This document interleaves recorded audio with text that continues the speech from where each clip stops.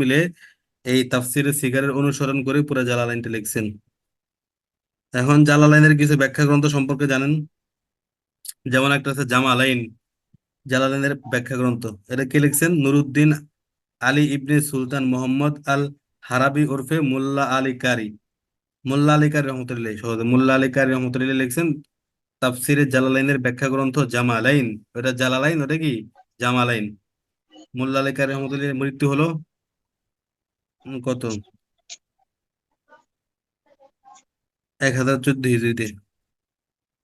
আরেকটা আছে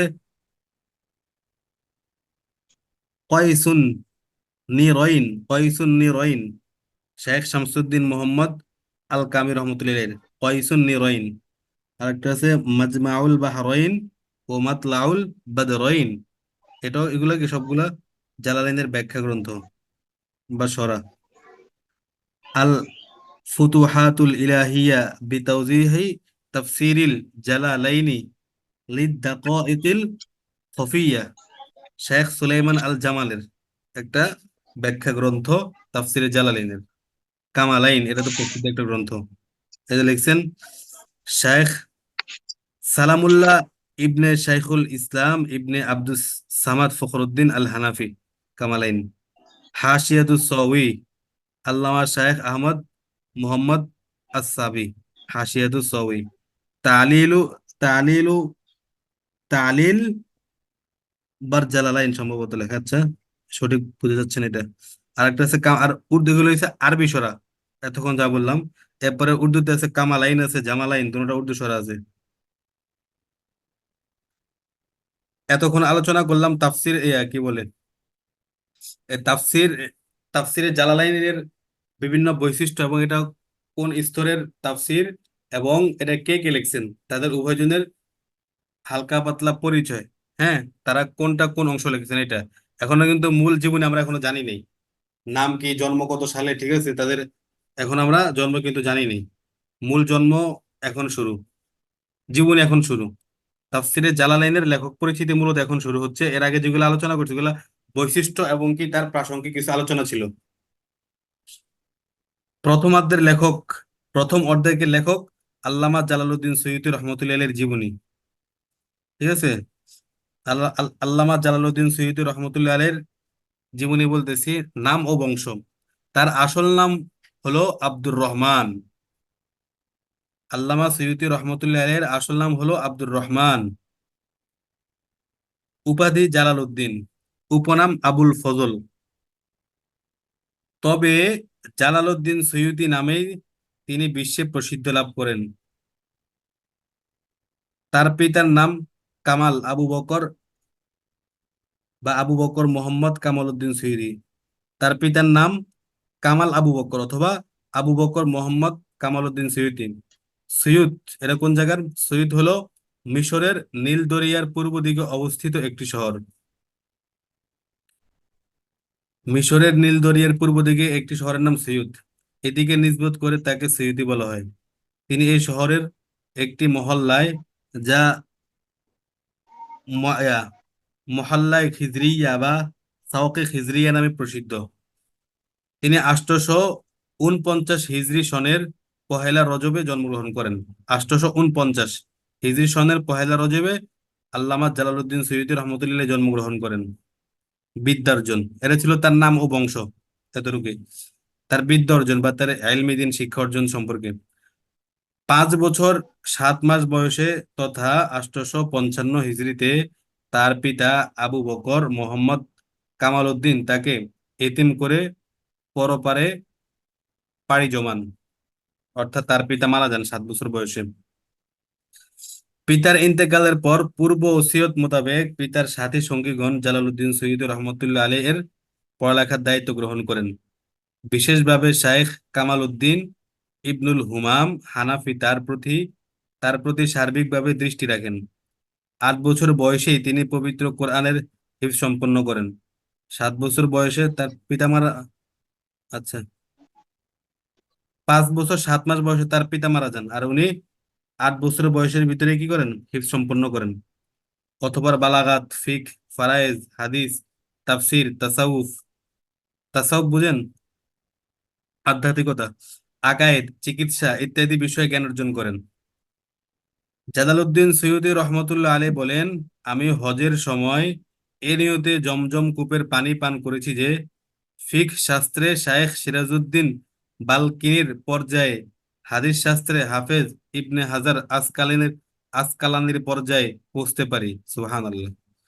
দেখেন লেখক বলতেছেন কি, আল্লামা জালালউদ্দিন সৈয়দী রহমতুল্লাহ বলতেছেন, হজের সময় আমি এই নিয়তে জমজম কূপের পানি পান করতাম যে, যাতে আমি ফিকহ শাস্ত্রে শায়েখ সিরাজউদ্দিন বালকানির পর্যায়ে, উনি ছিলেন ফিকহ শাস্ত্রের বিশাল বড় একজন ফকিহ ছিলেন, আর হাদিস শাস্ত্রে হাফেজ ইবনে হাজার আসকালানির পর্যায়ে পৌঁছতে পারি। এ নিয়তে তিনি জমজম কূপের পানি খেতেন। তিনি আরো বলেন, আল্লাহ তাআলা আমাকে 7টি শাস্ত্রে তথা তাফসীর, হাদিস, ফিকহ, নাহু, ইলমুল মাআনি, বয়ান, ইলমুল বয়ান ও ইলমুল বাদি শাস্ত্রে ব্যুৎপত্তি দান করেছেন, মানে পাণ্ডিত্য দান করেছেন। আল্লামা সৈয়দ রহমতুল্লাহ বডি বলতেছেন বডি যে আল্লাহ পাক বলতে তাকে যে 7টা বিষয়ে কি করেছেন, পাণ্ডিত্য দান করেছেন। ইলমে তাফসীর, ইলমে বডি ফিকহ, হ্যাঁ, মানে এগুলা কাকে বডি মানি এগুলা কাকে বলে?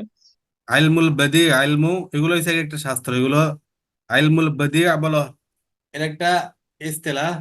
ইলমুল বাদি, ইলমুল বয়ান, বালাগাত শাস্ত্র যেরকম, এগুলো আইলমে, আইলমে বদিও বুঝছেন, এগুলোর ভিতরে অন্তর্ভুক্ত। অর্থাৎ কোরআন শরীফের একটা অলংক শাস্ত্র বলতে পারেন আইলমুল।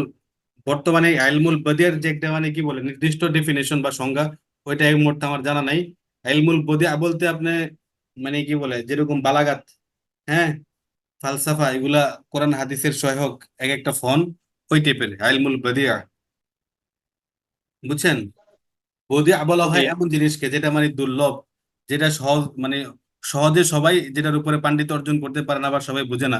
বদিয়া এরকম মানে কি বলে, চমৎকার বা এরকম প্রজ্ঞাপন্য বিষয়ের উপর যার বিশেষ জ্ঞান থাকে, ঠিক আছে, ওই টাইপের বিষয়গুলো। ইলমুল বদির সংজ্ঞাটা আমি একবারে কি বলে ফুল মিনিং বা এটা দ্বারা কি বুঝে, এটা আপনাদেরকে ইনশাল্লাহ পরবর্তী জানাবো, যেহেতু বর্তমানে মনে পড়তেছে না। ঠিক আছে। আর আইলমুল মানি তো বুঝছেন, আইলমুল জি। মানি জানেন, বুঝছেন। মানে অর্থ বিষয়ে জানা। হ্যাঁ হ্যাঁ,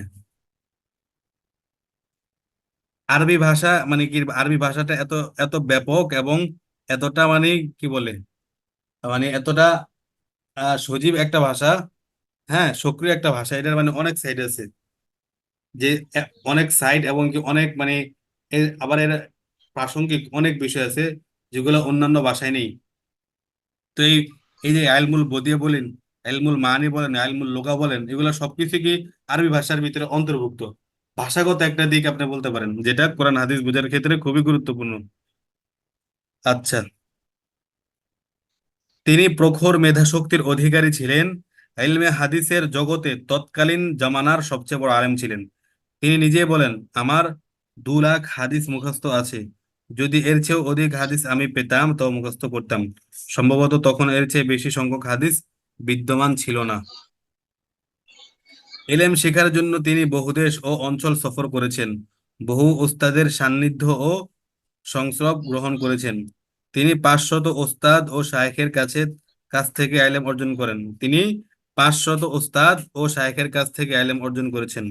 তার মধ্যে কামাল ইবনে হুমাম, শামস শায়রামি, শামস মির্জাবানি আল হানাফি, সাইফুদ্দিন মোহাম্মদ ইবনে মোহাম্মদ, আল্লামা চকি সামনি, শেখ শিহাবুদ্দিন শারমশাহী, শরফুদ্দিন মানাভি এবং মহিউদ্দিন কাফিজি রহমতুল্লাহ আলী প্রমুখগণ বিশেষভাবে উল্লেখযোগ্য। আচ্ছা, উল্লেখ্য যে 3 বছর বয়সে তার পিতা তাকে ইবনে হাজার রহমতুল্লাহ আলীর মজলিসে উপস্থিত করেছিলেন।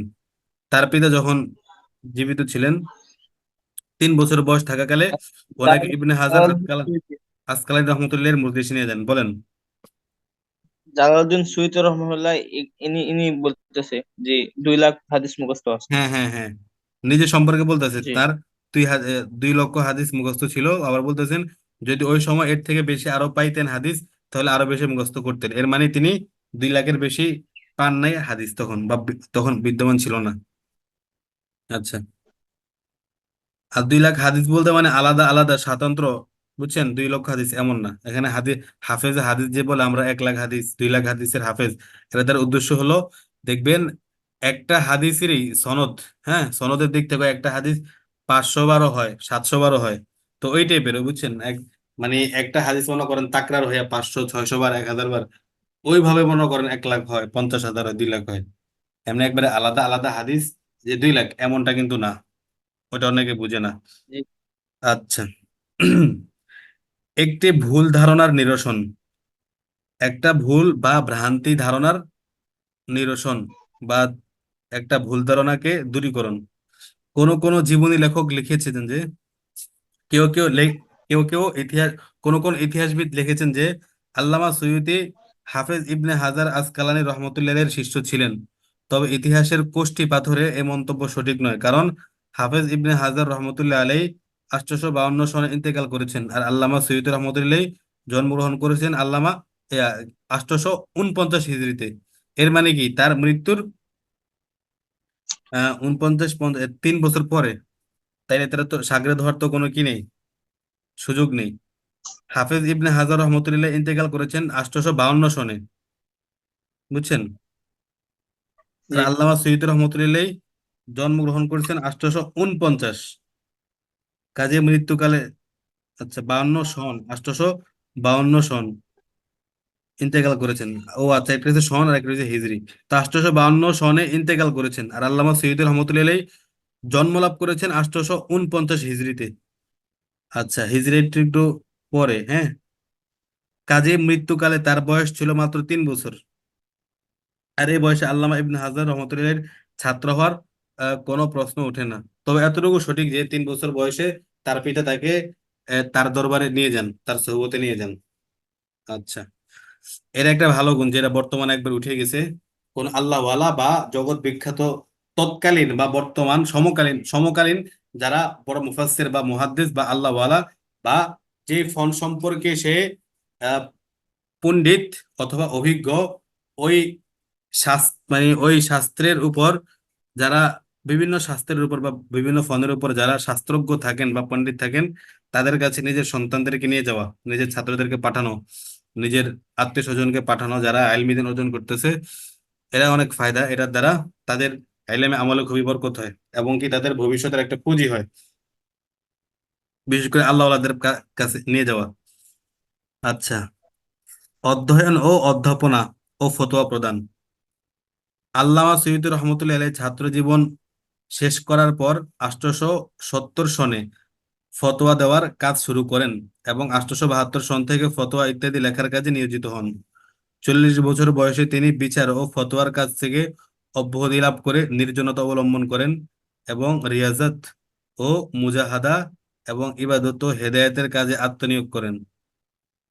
পরহেজগারিতে উনি আল্লামা, বুঝছেন, জালালউদ্দিন সৈয়দ রহমতুল্লাহ অনেক বড় আল্লাহ ছিলেন। এখানে এটাই বলছেন উনি, 40 বছর বয়সে তিনি মানে সমস্ত পদ পদবী, সমস্ত দায়িত্ব থেকে মানে অব্যাহতি লাভ করে নির্জনতা অবলম্বন করেন, এবং রিয়াজত ও মুজাহাদা এবং ইবাদত ও হেদায়েতের কাজে আত্মনিয়োগ করেন। পরহেজগারিতা ও অল্প তুষ্টির ক্ষেত্রে তার অবস্থা এই ছিল যে বিভিন্ন আমির উমারা ও ধনাঢ্য ব্যক্তিবর্গ তার খেদমতে আসতেন, এবং অতি মূল্যবান হাদিয়া ও উপঢৌকন বা উপহার পেশ করতেন, কিন্তু তিনি তা গ্রহণ করতেন না। সুলতান ঘড়ি এবং সুলতান ঘড়ি এক নপুংসক গোলাম এবং 1,000 স্বর্ণমুদ্রা তার খেদমতে পাঠিয়েছিলেন। সুলতান ঘড়ি, একজন সুলতান আছে, সুলতান ঘড়ি নামে প্রসিদ্ধ, ইতিহাসে সার্চ দিলে পাবেন।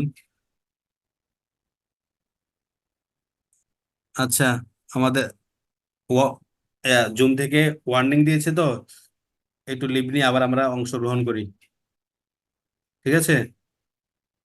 জি।